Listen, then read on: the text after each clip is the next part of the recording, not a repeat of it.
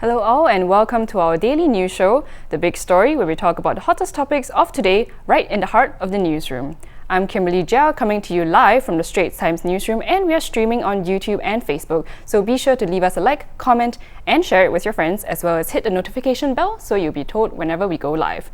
I'll be joined today by a couple of our newsroom colleagues and a guest to talk about the hottest topics that have got you talking today. Numerous people around the world, including in Singapore, claim they have been eavesdropped on via their own phones. People have shared their stories with ST about how things they mention in daily conversations seem to come up in ads, even if they don't Google it. So with me to discuss this today is tech editor Irene. So what do you think is going on behind the scenes here? Like, what's happening? It's a mystery to all of us. We know that big tech firms scan our email, search terms, and our surfing behavior to serve us targeted ads. Yeah. But eavesdropping is taking this to a new level. It's spooky. Yeah, it's weird. And over a dozen people actually told us that they were served specific ads. And these are very, very, very, very niche topics, such as painting services for deceased pets and Singapore PR applications. After a conversation with their friends about it, and although they've never searched for these things on their phone, by typing it in.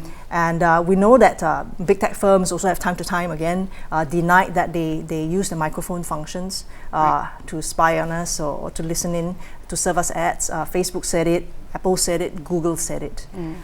So we don't know what is really happening. But these searches are way too niche for them to be like generalized demographic information for them to know. Yeah, which is why everybody is becoming a bit more suspicious. Yeah, so should we be scared? Do you think we should be fearful about this? Is there any way we can prevent this from happening? Although there's no hard evidence to prove that big tech firms are eavesdropping on us, we can take the usual precautions, like not just from big tech firms, but against from any other company that asks for, they have no reason to ask for access to our phone's microphone, picture gallery, contact list, or camera functions. For example, a calendar app has no reason, asking for permission to access our contact list or camera function, for instance.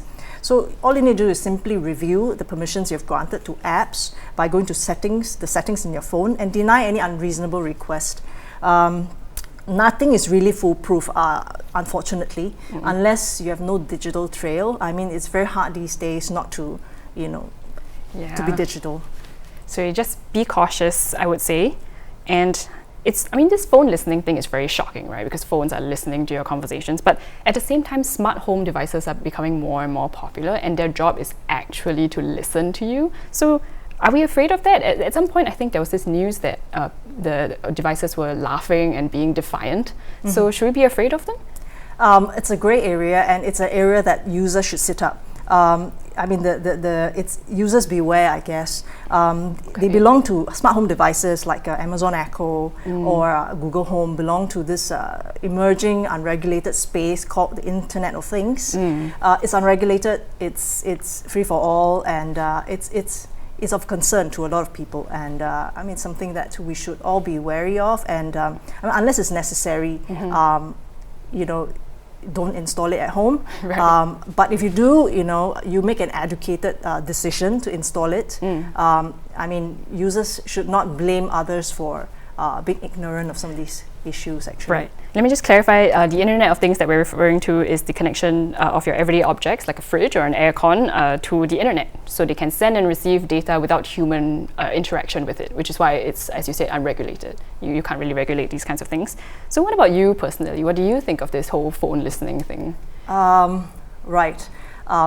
When my colleague was doing the story, and during the process, and after we've done all that, we actually went, a few of us, we went to settings and actually make a conscious effort to delete, and deny apps of access to some of these microphone functions. And then after that, we realized that, hey, this doesn't work, that doesn't work, because they have no access to these things. But at the end of the day, you have to decide what kind of risk you want to take. For example, for me at home, I need surveillance cams it's a security procedure. it's a necessary function. But I don't have Echo or Home or Google Home in my house because I don't think it's necessary. And seriously, I mean, it's a risk that you take when you install these things. So you just have to be more careful. Right. So in conclusion, we would say do your research and be careful. So thank you for sharing your thoughts, Irene. No worries.